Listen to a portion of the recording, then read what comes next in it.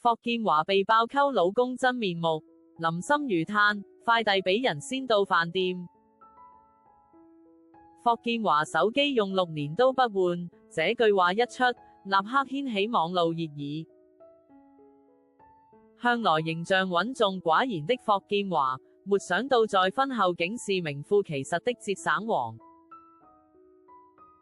妻子林心如日前在節目《再見愛人》中罕見談起婚後生活，曝光兩人截然不同的消費觀，一個超節省，一個愛下單，讓觀眾笑稱這對夫妻根本現實版省錢與敗家的完美對比。林心如揭夫妻金錢觀差異，快遞俾我先到飯店。節目中，主持人聊到夫妻間的生活習慣，林心如坦言自己是網購狂，常常看到喜歡的小物就立刻下單。雖然都是小東西，但買多了也是一筆開銷。他笑說，有時人還沒抵達工作城市，快遞就已經堆滿飯店門口。而與他形成強烈對比的，正是霍建華。他爆料老公不但極少花錢，甚至連手機都用到螢幕破裂還不肯換。他的手機大概用了5-6年，螢幕裂開也照樣用，一副還能撐的樣子。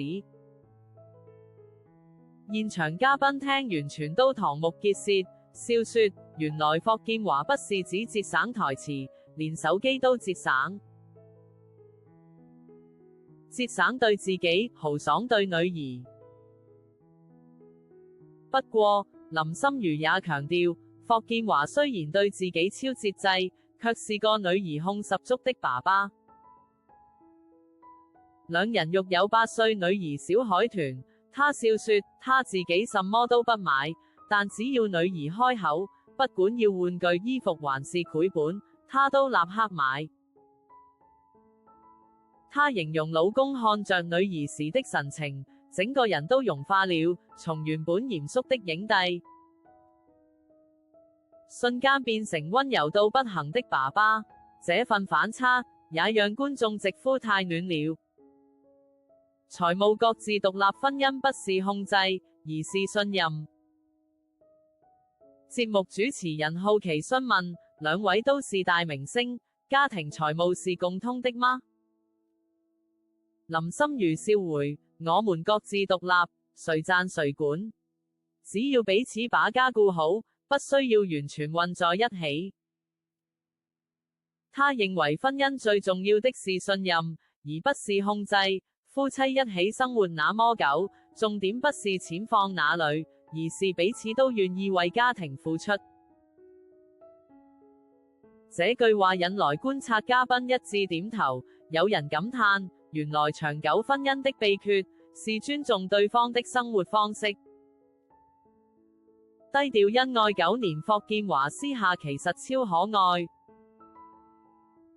雖然夫妻倆鮮少在鏡頭前合體，但林心如不時會在訪問中提到霍建華，語氣總帶着溫柔笑意。她透露老公在家其實幽默又有點老派，他會突然講一些冷笑話，但笑完自己還會補一句，這個蠻好笑的吧，讓全場爆笑。兩人從拍攝傾世王妃相識相戀至今已超過10年，婚後雖各自忙碌，但感情依舊穩定。林心如說，我們都不太浪漫，但很實在。生活就是柴米油鹽，但只要有對的人，就不覺得平淡。一段節省裏藏着深情的婚姻。在娛樂圈充滿話題與誘惑的環境中，林心如與霍建華始終選擇低調過日子，不靠炒作維持熱度，而是用時間證明愛情的真實。他節省的是物質，卻不吝嗇情感；他愛買的是小東西，卻懂得珍惜幸福。